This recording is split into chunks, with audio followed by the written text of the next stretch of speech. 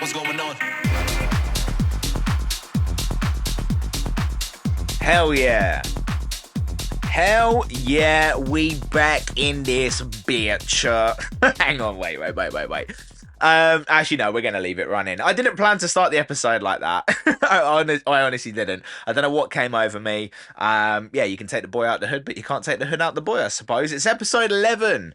Oh my days, we're still doing this. Yeah, it's been a while since we last caught up. Life has been lifing, but we will get into that in just a little bit. But first, whether you are a returning listener or you are tuning in for the very first time, welcome to Zoo's Reviews, the podcast where we discuss the latest and greatest in music, movies, and media. If I find it cool or interesting, then I'm going to talk about it. Every single month, listeners are invited to submit their own music full review on the show. All you have to do is send in your links to me on Instagram at official_Zurra. If you don't make music but you want to contribute to the show, damn, it's going to be one of those episodes. Never mind, we'll keep it rolling. If you don't make music but you want to contribute to the show, you're more than welcome to send some quick fire topics, which we will tackle at the end of each episode. Right, before we get into all the juicy gossip, because yeah, we got a lot to catch up on, just want to do a quick little bit of housekeeping. So if you're tuning in via YouTube right now, please consider hitting the subscribe button. It really does help the channel continue to build. And if you drop us a like and drop a comment, it should potentially, hopefully, through the magical YouTube algorithm, push this podcast to other people that might enjoy it as well. And the idea is that obviously we want to get more producers and musicians listening to this so that they can send their music in for review too. Luckily, I've got a big network of producers and stuff that are constantly sending me stuff. My inbox is absolutely stacked, to be honest. But we do aim to review every single thing that is sent into us, whether it's a work in progress or a finished track that's already out there. Yeah, send it in and we'll do our best to give you some constructive feedback. And yeah, that's the general gist of the show anyway. But yeah, if you're listening via YouTube, drop us a subscribe. If you're listening via Spotify, obviously add this to your favorites. Please feel free to leave a review on Spotify as well. We've got a few 5-star reviews, which is fantastic to see. So thank you very much to everyone that's done that. And if you're feeling, if you're feeling up to it and you want to leave us a review, that'll be amazing as well. And if you're listening via SoundCloud, I drop these on SoundCloud as well. Please feel free to drop a like, drop a comment, repost, all that good stuff as well. It really does help get this in front of more people. So thank you very much in advance. So, where do we even start? It's been a while since we last caught up. Now, the time that this comes out, I'll be getting married in a couple of days. So, yeah, that's kind of been the priority in my life recently. We've had a lot of jobs to do with the wedding, which means that some things have kind of had to take a back seat naturally. Things like Zoocasa, things like Zoo's Reviews. I aim to get episodes of Zoo's Reviews out every couple of weeks. I think it's been a month since the last episode, and there was a 3-week gap between that one and the one before. So, yeah, apologies for the delay, but we're doing our best to make sure that we are keeping the content coming. But yeah, things will start to kind of be a bit more consistent once the wedding's out the way. Not that I want the wedding to be out the way, but just so you guys, know that it's going to be a bit better from now on. But yeah, I'm getting married on Saturday. So the way it's going to work is I am going to a registry office to do the boring legal side of it on Saturday. Going to get the family together for a nice meal, have a few drinks. So the plan on the Sunday, once we're legally married, is to get everyone to our actual wedding venue, because we're going to be hosting a big flamboyant party on the Monday. We're going to get everyone together. We're going to set the venue up. We're going to all have some nice food together, have a big quiz night and some games and stuff like that. Get a nice early night, get up, do the whole thing properly. We've got all the nearest and dearest, all of our loved ones are going to be there on Monday for the big proper celebration. Man, I can't wait. I absolutely cannot wait. It is, yeah, it's crazy how close it is now. For months and months and months, I've been looking at it like, oh my God, like the wedding is like, it's coming up. But now it is literally around the corner. So yeah, shit, life is life in. Honestly, it's crazy. Absolutely crazy. You know what? My speech is done. I'm very happy with the speech. We're writing our own vows as well for the one on the Monday. So my vows are written. Suit's looking good. Just literally got my skin fade sorted as well. And yeah, we're pretty much there. Still a few jobs to do, but I'm sure my fiance will tell me what needs doing and when. So yeah, we are well and truly underway with wedding stuff at the moment. So straight after we get married, we're going on a little mini moon. Super secluded out in the country. A nice little cabin away from everything. So we are going to be disconnected for a few days before we get back into the madness that is our life. So I'm really looking forward to it. It's going to be a magical, magical few days. But what else has been going on? I mean, throughout the summer as well, I've been doing some DJ workshops with like different groups of children across the southwest, and it's been fantastic. The engagement, usually when I do these DJ workshops, they're teenagers, and they kind of come in and they got a better idea of what kind of music they're into. um but for whatever reason, like, these kids that are slightly younger, they've been kind of like primary school age, some like, some double digits like 10, 11, 12, but mostly primary school age, and they've just come in, and I'm so surprised how quick they've picked things up. It's absolutely mental. So definitely some future stars. I mean, Bristol, there's something in the water here. I think DJing just comes naturally to kids in Bristol. So that's been absolutely phenomenal as well. And I've had so many cool things as well. Like, been on a few nights out recently, which I never get the chance to do because I'm usually gigging. So that's been nice, playing catch up with a bunch of friends, and yeah, it's just been nice. Life has been cool. Summer's been really, really chill so far. And yeah, so much more of it to go. So much more of it to go. So I'm really, really gassed. Got some cool things lined up as well. Got a few shows at Sub Club in Bath.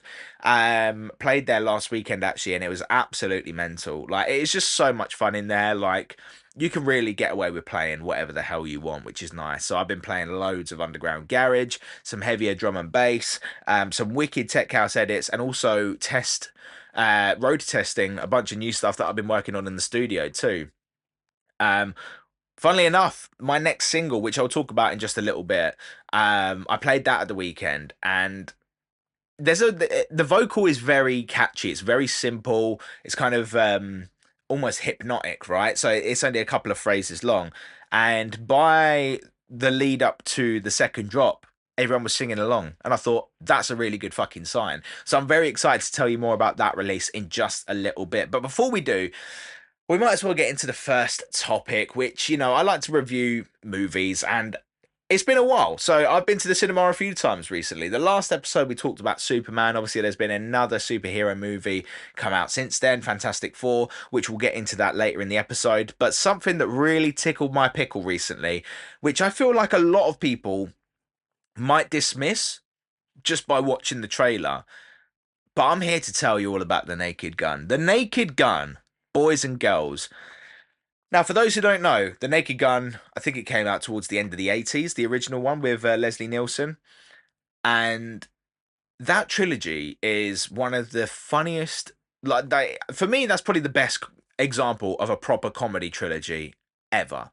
Um, I just don't know any comedy trilogy since then that has come anywhere close to it. I mean, obviously, The Hangover got, three movies. They had a trilogy to explore different things, but they basically did the same movie over and over again. The first one was great, second one wasn't as good, third one was even worse. But they made money. But Naked Gun, for those who don't know the kind of the style of comedy that The Naked Gun does, it is a joke a minute. Like, even when the main characters on the screen aren't actively doing something funny, there's something hilarious happening in the background, or there's a small detail where you're like, what the hell is going on? Like, it's kind of confusing, it's baffling, it's very cheesy, proper slapstick, and like I said, it's a joke a minute. And when I saw the trailer for this reboot slash sequel, because it kind of is a sequel, but it's also a reboot at the same time. It's quite hard to tell exactly what it is, but they kind of make a joke of that in the movie anyway. When I saw the trailer, I thought, oh, oh no, this doesn't quite look like what I know the Naked Gun to be. And my missus, for example, Jess, she took one look at the trailer and she was like, that looks absolutely awful. And I said, it doesn't look like what the Naked Gun is, I'll be honest, but I won't dismiss it. Liam Neeson, he's got comedy chops. I've seen him in, like, I think it was either the first Ted or Ted 2, where I don't know, I've never seen him in a funny role before, but he absolutely stole the show. And it was, I think he might have even been doing the voice acting. I can't remember the narrating, sorry, but yeah, that's beside the point. The team behind this reboot slash sequel, I mean, you've got Seth MacFarlane, for example. You've got one of the members of the Lonely Island. I mean, they've got funny bones. Like that group growing up releasing absolute bangers, releasing great films, amazing sketches online. I just found them hilarious. If you've seen Hot Rod, you know exactly what kind of humor they do, and there's a lot of that in here as well, and a lot of kind of Family Guy esque comedy as well. So if you like Family Guy, you like The Lonely Island, you're going to get so much of that influence in here. But it felt like a Naked Gun movie. Like it was just hilarious from start to finish. I can't remember the last time I went to the cinema and had this much fun. In fact, it's literally just come to my head. The last time I had this much fun in the cinema, I was going to see Jackass 4, right? Now, Jackass 4 was quite an interesting cinema experience because you're not going there for the cinematography, you're not going there for the plot. It's just a bunch of guys doing dumb shit, and it's fucking hilarious. It tickles my pickle for sure. And no one no especially Jackass 4, if you're not already on board with what Jackass is, there is no chance you're giving the fourth one a go, right? If you're going to see Jackass 4 in the cinema, you're probably a fan of Jackass, and everyone in that screening was on board. Everyone had a fucking amazing time, and I came out of that and I said to I can't remember who I was with. I think it might have been the missus, and we might have had a couple of friends with us, but I was like, that's the most fun I've had in the cinema. And like that was the same year as Endgame and stuff like that. I just said that is by far the best cinema experience I've ever had, because it was just balls to the wall mental. And Naked Gun, I think, even tops that, to be honest. Now, I've got to before I talk more about the film, I have to address something that happened in my screening. I didn't know what to do. I was actually paralyzed. In fear, in guilt. I didn't really know what the hell was going on, but oh god, there was a guy coming into the screening, and he was coming up towards the back. I love sitting back and center. I need to be as far away from the screen and as in the center of the screen as possible at the cinema. I don't know why. I just need to be there. And there was a guy coming up to my row. We've got recliners, blah blah blah, and he's got a large popcorn, large nachos, a hot dog, and two drinks. That's a lot for one person to carry. And he was a large dude. I will just leave it at that. He was a big, big dude. Uh, oh no. So the cinema, the trailers had started. It was a little bit darker in there, and you could kind of see him waddling. I didn't mean to use the word waddling, but he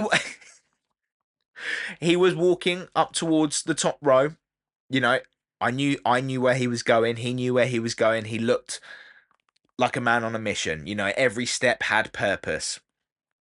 And then he took a step that he shouldn't have took, a fateful step, which led him to fall over. Now, the sound that came out of him in midair as he fell over, first of all, popcorn everywhere. His popcorn is in the sky and it is covering people. Nachos, cheese dip flying through the air. His drinks luckily just dropped in front of him, but like you can just hear liquid running down the stairs and stuff like that.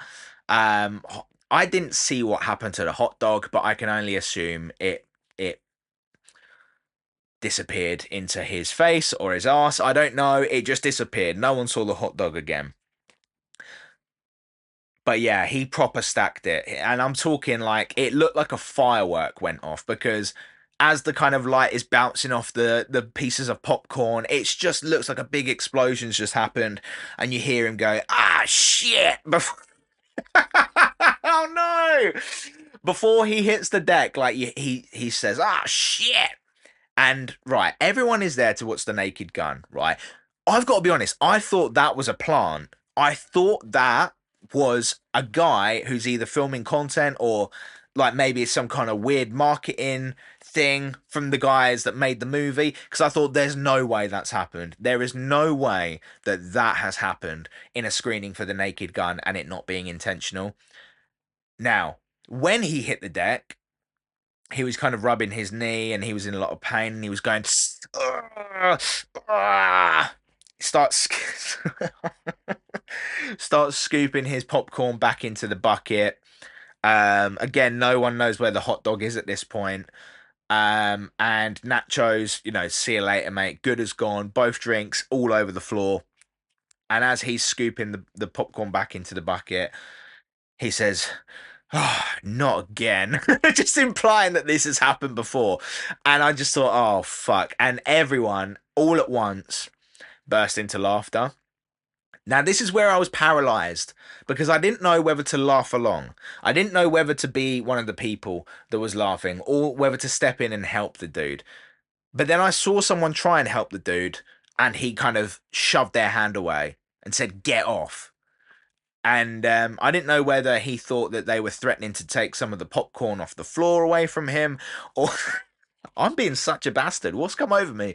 Um, or what? But he was rejecting other people's help, and I thought, okay, now's a good time for me to laugh. So I fucking belly laughed. I enjoyed it. And he's done his best to clean himself up, and I thought, this cannot be happening. This cannot be fucking happening in a Naked Gun screening, and it not be intentional. But the more I think about it, the more I think a fat dude just fell over and we all laughed at him. So yeah, guilt. Guilt? Nah.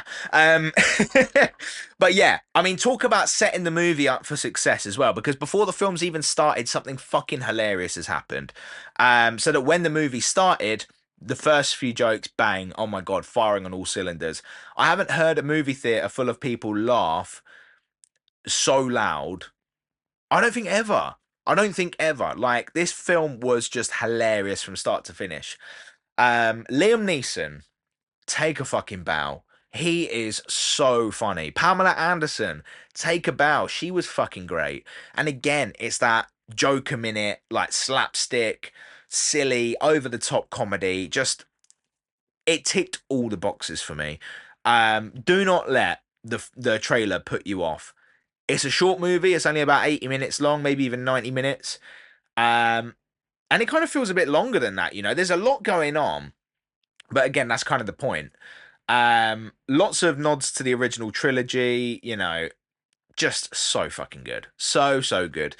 Um, there's not much else I can say, to be fair. Like, I don't want to ruin anything because there's so much that happens in the movie, but it's all just jokes. So again, if I tell you what happens in the movie or if I give you an idea of what happens, like I don't want to ruin any of the jokes for you. They're just ridiculous as well. You'll be watching something and like some of them, even the ones you don't laugh at, you'll be like, what? Like a lot of it's ambitious, and some of the jokes you'll miss because you're laughing so hard at what's already happened. That happened a few times. Like, I kind of missed what was going on, and then something completely random was taking place. There's like an ongoing joke throughout the film as well to do with coffee. I won't spoil that, but I was just fucking, I was dying. I was absolutely in pieces. So overall, it's getting 4 out of 5 zoos. It's so good to see like a big scale wacky comedy like this again, because I don't know. I don't know what's happened, like, in recent years, but like comedies just don't seem to get the shine that they used to, especially like in the late 90s, early 2000s and stuff like that. And this style of comedy is such a winner with people as well. Like people just want to turn their brains off. They don't necessarily want to be tuned into something deep and heavy all the time that's super plot focused. There is a plot to this, but honestly, they even make a joke about the plot. They even make a joke about you know what? I'm not even going to say it. It's just well worth going to see. So 4 out of 5 zoos, The Naked Gun, Liam Neeson, Pamela Anderson, take a fucking bow. Just unbelievable from start to finish. I guarantee you'll come out of that with a massive smile on your face, and you'll want to see a sequel because it's just too good. It's too good.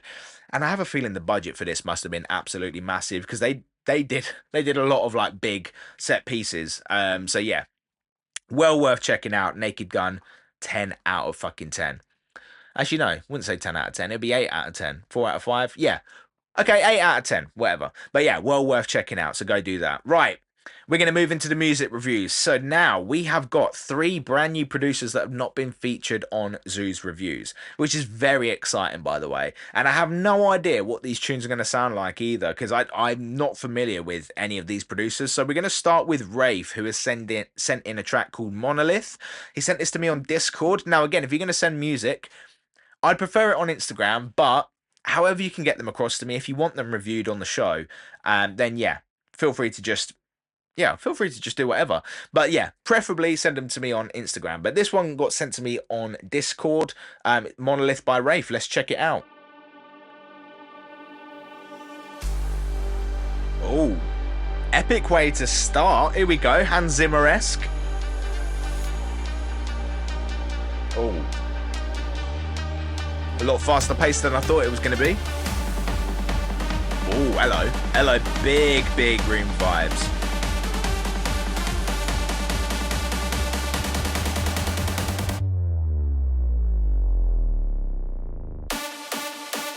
Okay, cool. Yo, Rafe, let's go.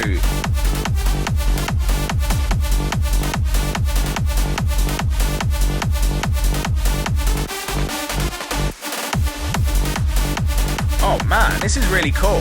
This is not my usual thing at all, but I like this.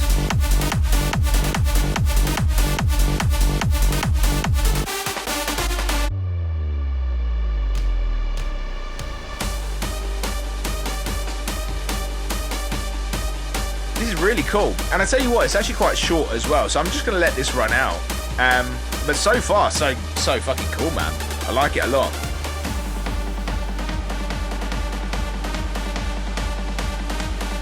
Good breakdown, good build into the second drop.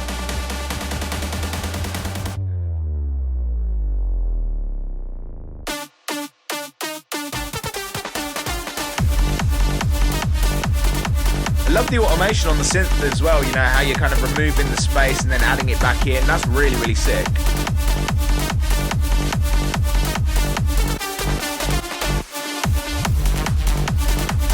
I don't really know what genre this is, if anyone can kind of guide me. It's like big room something?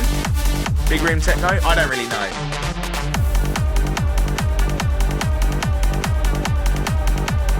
But yeah, this is going to be coming to a close, so I'm just going to start fading it out.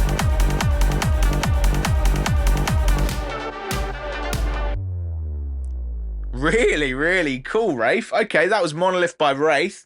Monolith by Rafe, sorry. Really cool. Really cool. Yeah, it's kind of giving me like Firebeats vibes, you know, I W and W. I don't really know what genre this is. Like, I'm not really that too deep into like the big room EDM world, but it's cool. It's really cool. The synths sound great, the kick sounds great, the bass is you know, it's all really well balanced. Um I feel like it's missing a vocal though, man. And you know, that might not suit this style of music, but you always need something. I find just it doesn't have to be, you know, it doesn't have to be a hook, doesn't have to be a phrase or a verse or anything like that, but just something, you know, just like maybe a tag before the drop. But yeah, this is really cool. Really cool. Um yeah, because this isn't my usual flavor, I don't really know how I could, you know, how I would make this better, because this really does sound like it's a professional jobby. This is going to get a 4 out of 5 zoos from me, dude. This is really cool. Really cool. And yeah, I understand that this isn't a finished piece as well. This is very close to being finished, but I don't think this is the final product. So I'd love to hear the final version for sure, because this sounds really good. Like, this sounds like you could put this out tomorrow and, you know, it would find, you know, it would find the right audience and people would love it. But because I'm not so well versed on this style of music, I don't really know what feedback I could offer to make this better. I think for me, yeah, it's definitely lacking a vocal. It's lacking something that people can kind of latch onto verbally. But Dude, this is really cool. 4 out of 5 zoos. That's Monolith by Rafe. Please do let me know what genre that is, by the way, because I haven't got a clue, but I really, really like it. Like I said before as well, what you're doing with the synths as well, where you're kind of taking the space out of it and then adding it back in, opening the envelope and stuff, making it bigger. Really, really cool. Really, really cool. And I love the breakdown into the build up of the second drop and stuff like that. It's very short at the moment. Again, I don't know if you plan on doing an extended version or whether this is it. But yeah, it's a little bit short. So I think for what it is at the moment, the arrangement's really good. But yeah, if you're going to make an extended version, then yeah, again, I'd like to hear that as well. But really, really good work. Really, really good work. Monolith by Rafe there. What a start. 4 out of 5 zoos. Cool. So we're going to move on to the next one now. And this is from Heratiks. This is their latest released on Data Transmission titled Drop the Spot. Let's get into it. This the kind of beat that the bass trap and make you want to rock the spot. I already love this. I already love this, boys. This the kind of beat that the bass trap and make you wanna rock the spot. This the kind of beat that the bass trap and make you wanna rock the spot. Drop and make you wanna rock the spot. Drop and make you wanna rock the spot. Okay. Drop and make you wanna rock the spot. Drop and make you wanna rock the spot. Rock the spot. Rock the spot. Rock the spot. Rock the spot. This the kind of beat that the bass trap and make you wanna rock the spot. Oh, nice. Okay.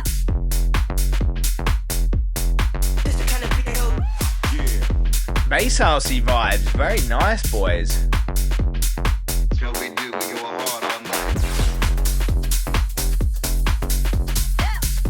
I like this. I like this. This is really cool.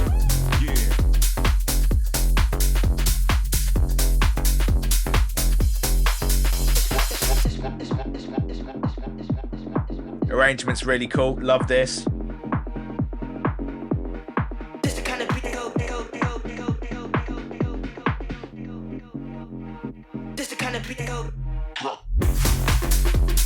Ooh, boys. The variation, the added bits and bobs in this second drop, really, really digging this, man. Really, really digging this. Again, this is the radio edit, so this is going to be a little bit shorter, so I might just let this run, to be fair. Breakdown's cool again.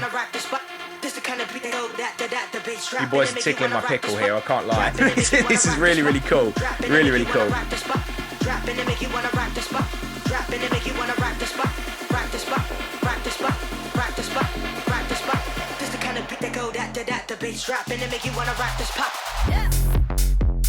Nice, nice. Yeah, bring everything out.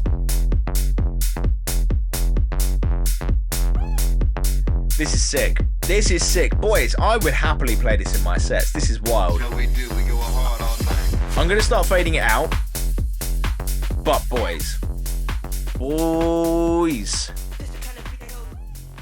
This is cool. This is very, very cool. Drop the Spot by Heratiks there. Out right now on Data Transmission. Dude. This is really sick. Really, really sick. So, again, oh my days, the submissions this week are absolutely killing it so far. I don't really know what I could say to make that any better. I think the variation's great, arrangement's great.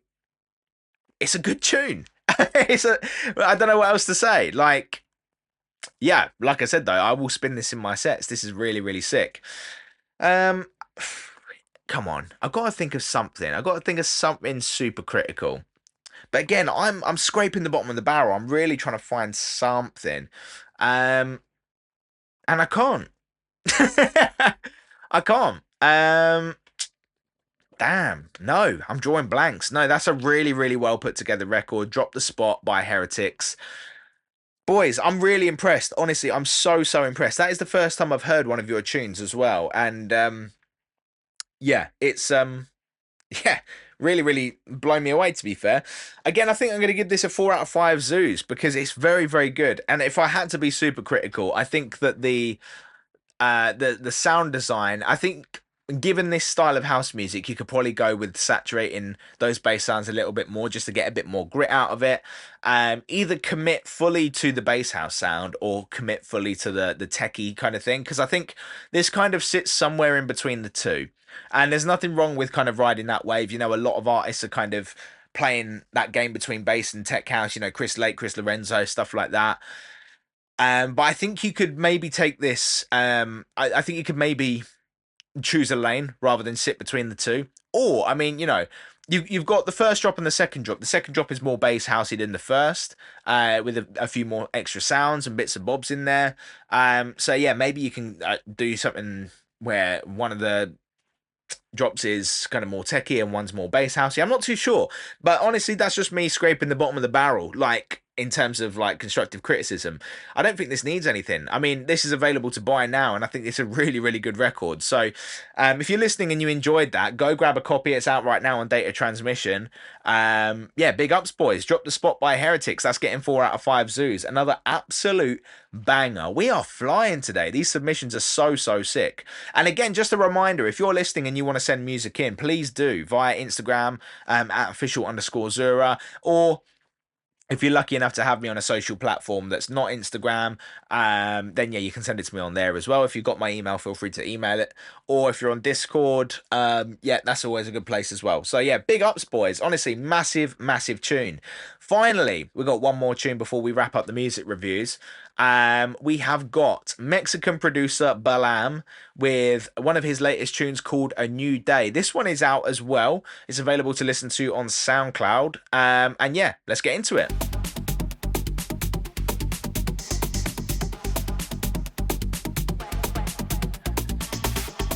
Okay, so we've got 3 completely different vibes going on this week's episode.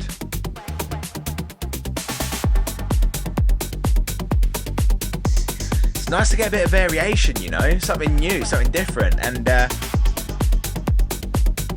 these are all ticking all the boxes for me.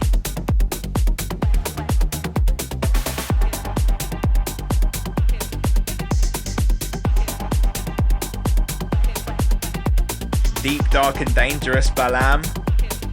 I like this a lot. This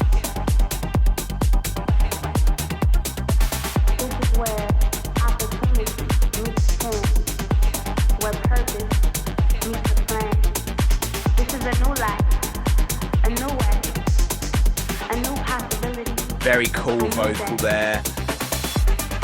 A new day. Atmospheric. There's a lot of progression going on here. Lots of new things being added. A new day. It's always a winner in my A books. new day. This is where opportunity meets chance, where purpose meets a plan. This is a new life, a new way, a new possibility, a new day.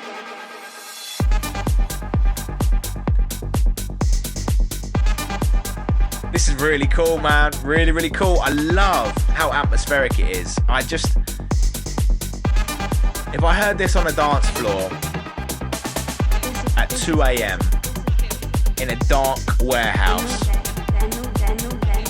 I would be sweating profusely from the amount that I'd be bopping to this.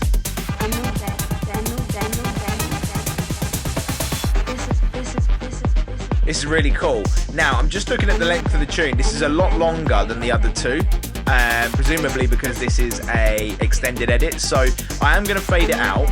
I'm going to let the next drop kick in, and then we'll start fading it out from there. But Balam, me encanta mucho. Muy guay, nene, muy guay.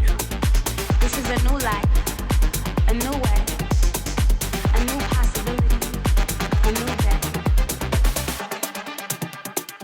A new day,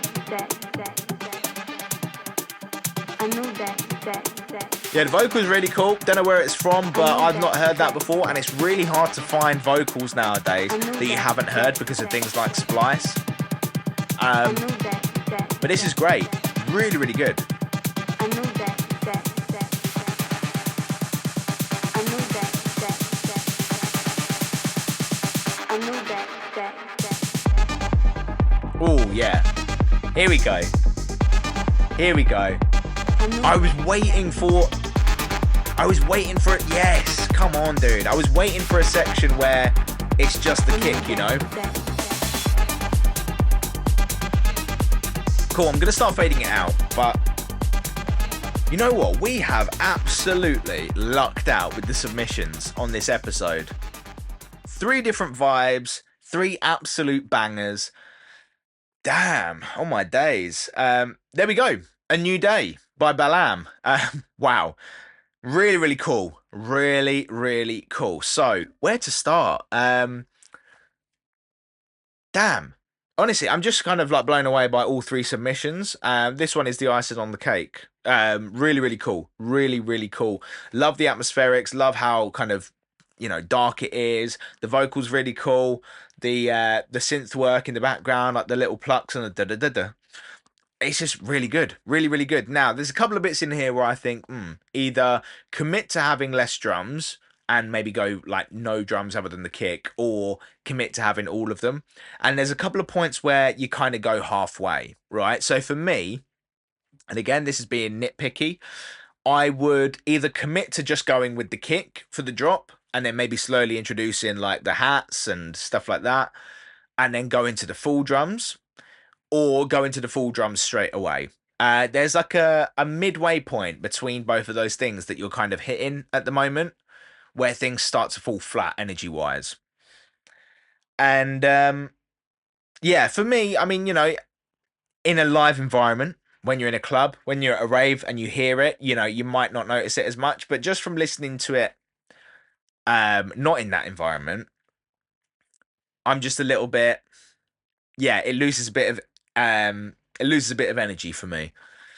But other than that, I think this is really solid. Really, really solid. I can't wait to hear more music from you because this is really, really cool. And again, it's not necessarily something that I would play in my sets at the moment, but in the right scenario, at the right event, I could potentially be pushed to play something like this because it's really cool. It's really dark, it's drony.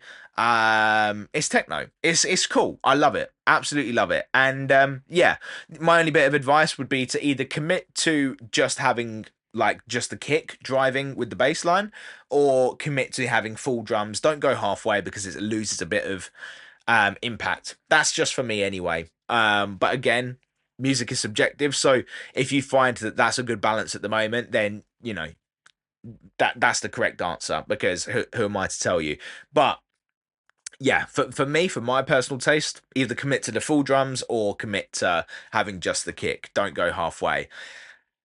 But again, my days, we're going with another 4 out of 5 zoos. I mean, all the submissions for this episode have been absolutely fantastic. So that was A New Day by Balam. That one is out right now. Check it out on SoundCloud.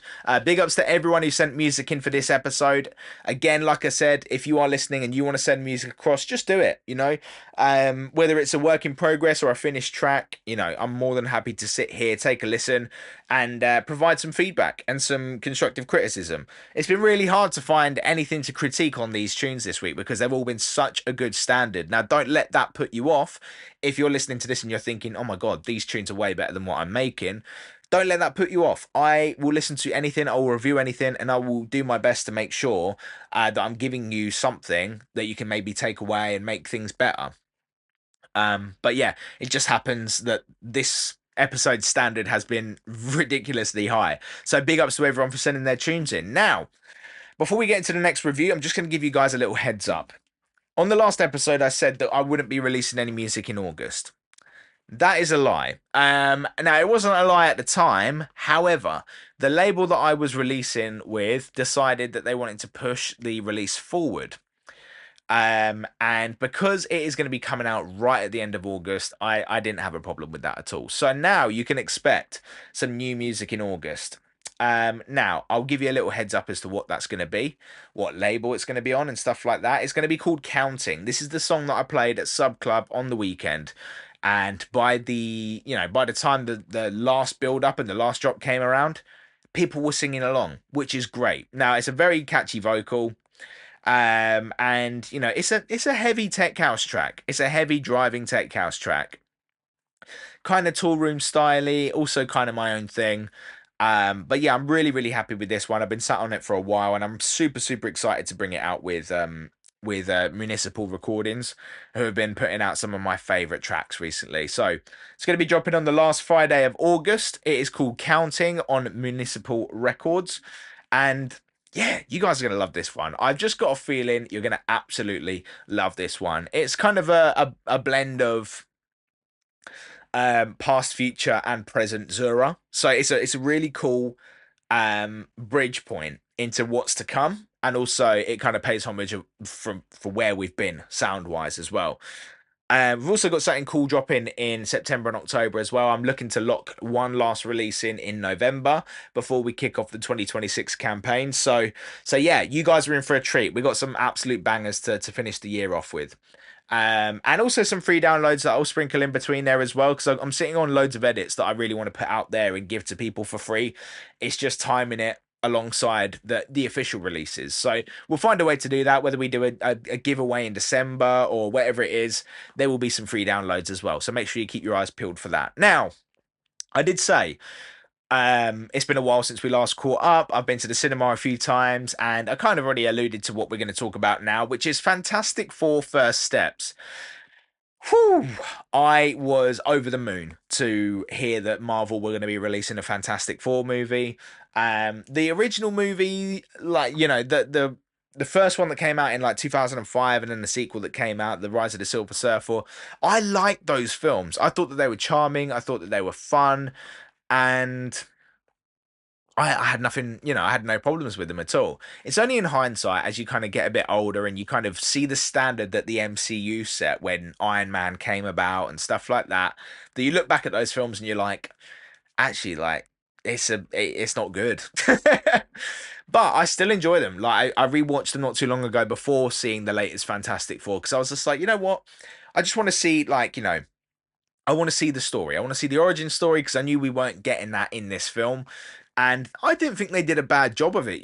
Like, I thought that it was actually really well done. I thought the powers looked great in the originals, and stuff like that. And I thought the cast was fantastic as well.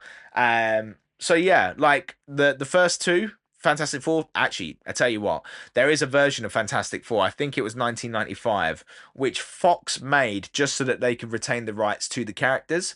Um, and that film never saw the light of day. However, there are clips of it online, and it doesn't look bad at all. It actually looks quite impressive, and it's still, to this day, the best looking Doctor Doom that we've had, but we never got to see it. So I say the originals, I mean the ones from the 2000s. The 1995, I suppose you could call that the original, even though it never came out. But I also rewatched the film that is widely dubbed Fant Four Stick, the Josh Trank 2015 Fantastic Four movie, which I have no idea what happened there. Like, that was an absolute car crash. And I tell you what, the first hour of the movie, phenomenal. Absolutely phenomenal. The second half of the movie, like when they get their powers, you'd expect that to be the interesting part, right?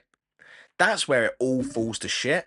I have no idea how you can make a superhero movie, especially a Fantastic Four movie, that uninteresting and boring and sad and depressing. I get what Josh Trank was trying to do, and apparently there was a lot of you're backwards and forwards with the studio. The studio had notes, and he wasn't happy because he had a specific vision. He wanted to lean into like a lot of body horror and stuff like that, and make it quite a tragic tale. And I actually liked where they were going with that. And if that was his vision for it, it's a shame we never got to see that version of it. If you look at the first trailer that came out for Fant Four Stick compared to the last trailer, everything changes. People's hair color, the planet that they go to, Planet Zero or whatever it's called, or Earth X. I don't know what the fuck it's called.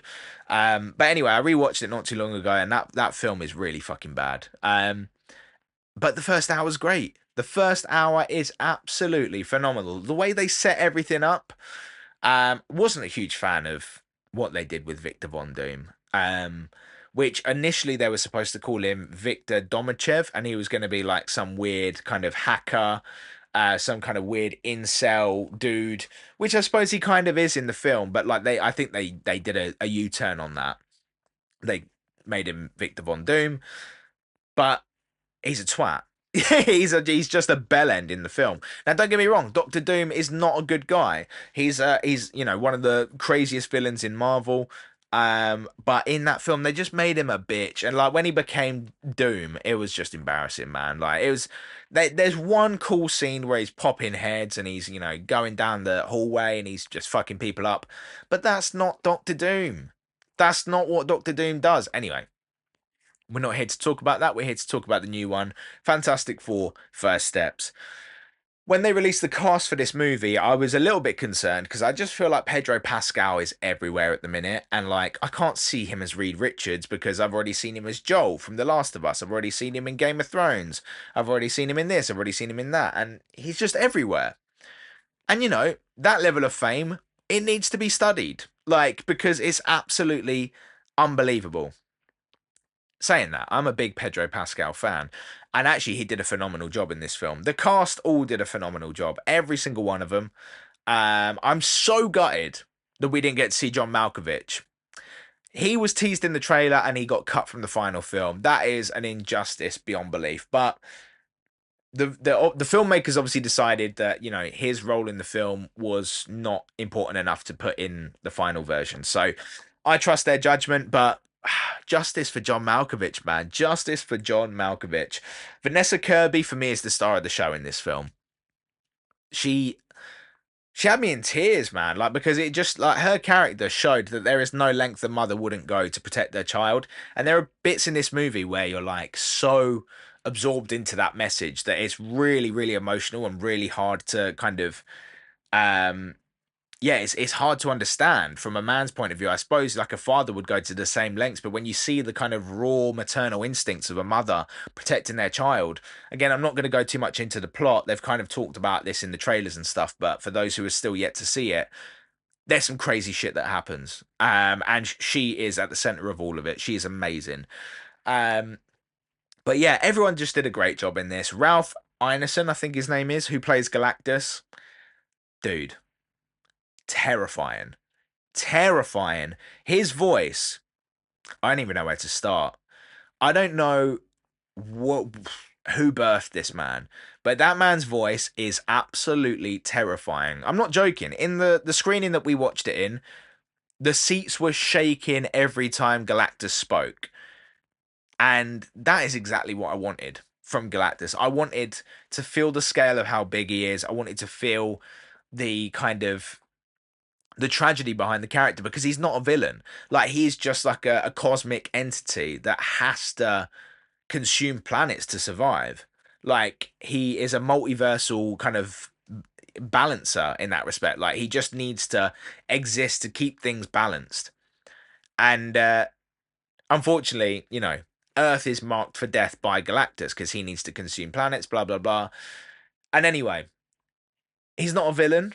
He's looked at as a villain in this movie, obviously, because he's going against the good guys, but he has no choice. And I love that character. I love Galactus. I think that it's such an interesting concept because he's not a villain. He's not a good guy. He just exists. And his sole purpose is to feed on planets, which is just an unfortunate side effect, really, of his existence. But yeah, really, really well done. That's exactly what I wanted to see from Galactus, and they fucking nailed it. Silver Surfer as well. I was a bit concerned because it was Charlotte Ball instead of Norrin Rad. Norrin Rad for me is my Silver Surfer, but my days they absolutely smashed the character in this film. She is equal parts tragic and epic at the same time. She has some of the best scenes, some of the best dialogue in the film. She killed it, absolutely killed it. So all round, just top performances. The story, the plot, unbelievable as well. Like I really, really loved the story. They didn't go with the origin, which I thought was, we've seen that origin a few times now, so no big deal. But they kind of like do like a flashback sequence or like a kind of catch you up kind of thing at the start of the movie, which was really well done. And boy, post credit scene. So if you're a big fan of Marvel, you should know by now. You never leave the theater when the movie ends. You stick around at least until halfway through the credits. And the mid credit scene, well worth sticking around for if you know what's coming up on the next slate of Marvel movies. You know what these movies are kind of leading up to. Definitely stick around for that. 100%.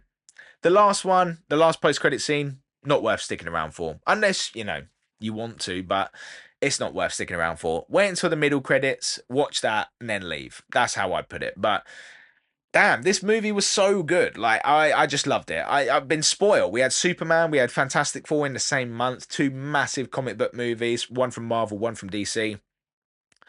This is getting a 4 out of 5 zoos. I mean, how could I give a Fantastic Four movie anything other than a 4 out of 5 zoos? It was really well done. Marvel, you are absolutely onto a winner. Um, and a good track record as well. Fantastic Four, Thunderbolts, Deadpool, and Wolverine. The quality is coming back. I didn't mention Captain America: Brave New World. That was a little bit of a misstep. I've got to be honest, but still there were glimpses of greatness in there. Um, so I think we're getting Marvel back. I think Marvel is back. So yeah, Fantastic Four, first steps, 4 out of 5 zoos. Absolutely loved it. And if you haven't seen it, you definitely should because I know you will too.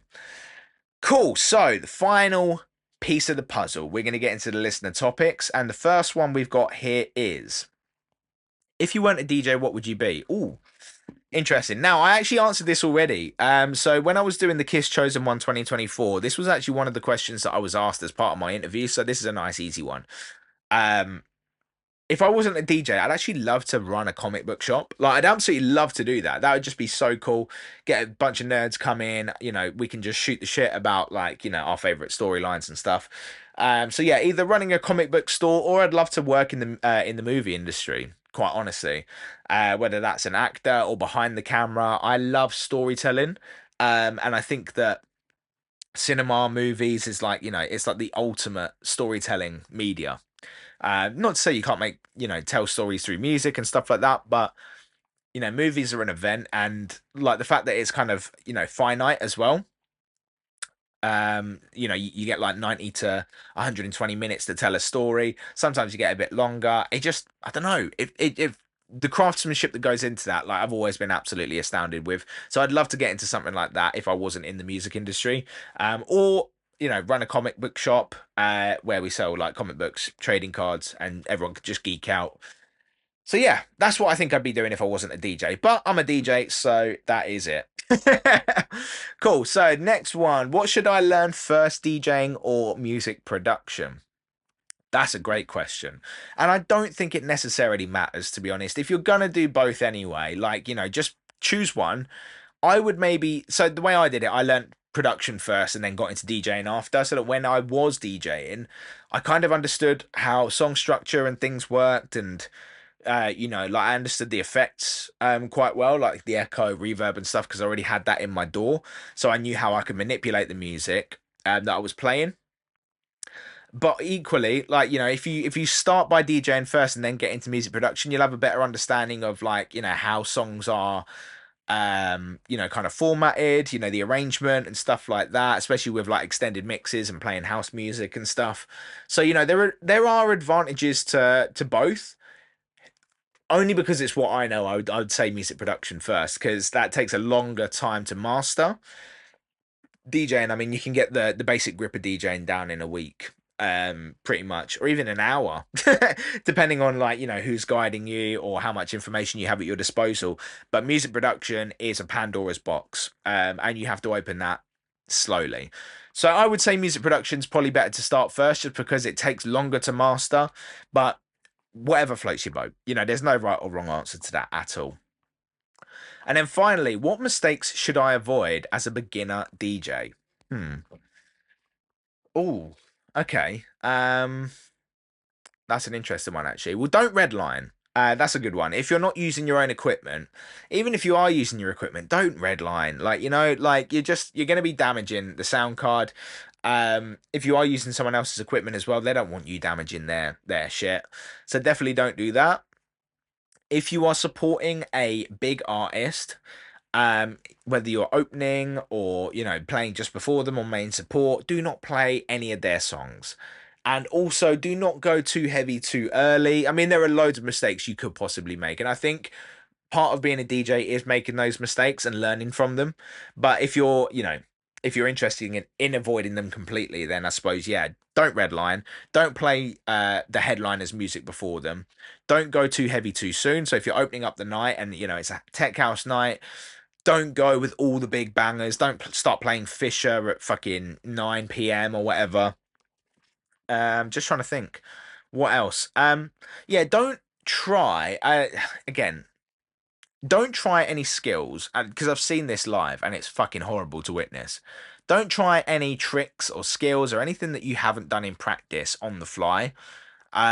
Just because if you don't get it right or if you don't know what you're doing, you're gonna fuck it up. Like, I'll be 100% honest, you're just gonna fuck it up. So if you want to be one of these DJs that does really cool tricks and stuff like that, of course you can experiment, but try and do that in practice. Make the mistakes in practice so that when you do it live, you've got the mistakes out your system and you can actually feel confident when you're doing stuff. Um, if you are a DJ who uses a microphone, don't talk over every single track. Let the tunes breathe. And this goes for, MCs as well. Like, if you're an MC rather than a DJ, just let the music do the talking. Just compliment it every now and then. That's absolutely fine, but don't overdo it. Um, don't get too drunk before your set.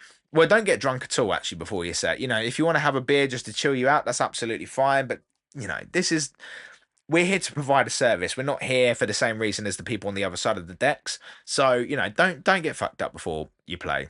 Again, there are loads and loads of mistakes that you could try and avoid. But again, I don't want to tell you them all. One, we haven't got enough time. And two, you almost have to go out and make these mistakes yourself. It's a rite of passage. You absolutely do. So I'm going to leave it at there for now. They seem like quite obvious ones, but yeah, you have to make mistakes. It's an important part of growing as a DJ and as a human being. So you can learn from it, and yeah, it might prevent you from doing it in future. And also you got a valuable life lesson there as well. So I hope that answers your questions. We'll do a little recap of what we've covered anyway. So today, kind of filled you in on why there's been a bit of a delay. I'm getting married at the weekend. That's very, very exciting for me. So the next time we catch up, I will be a married man. How exciting. I then got into the Naked Gun review. 4 out of 5 zoos. Absolutely loved it. You should definitely check it out if you're into comedy. We then listened to Rafe, Monolith. We listened to Heretiks Drop the Spot and Balam, A New Day. All of which got 4 out of 5 zoos. The standard was so high on this show, honestly. If you're a producer and you listened in and you heard those tunes and you're feeling inspired to send your music in, please do. I cannot wait to hear your stuff. And then introduce you to what my next single is going to be, when it's going to be dropping. That is Counting, coming out on Municipal Recordings, out on the last Friday of August. We then spoke about the Fantastic Four, which got a 4 out of 5 zoos. Call it what you will. I think, that makes sense. And then we got into the listener topics, and that is us done for another episode 11 of Zoo's Reviews. I'm absolutely shattered. I've got some more wedding stuff to do, so I'm going to leave it there. Once again, thank you very much for tuning in, and I'll catch up with you once I'm married, possibly in a couple of weeks, maybe even longer, but episode 12, yeah, I'll catch you then. Take care.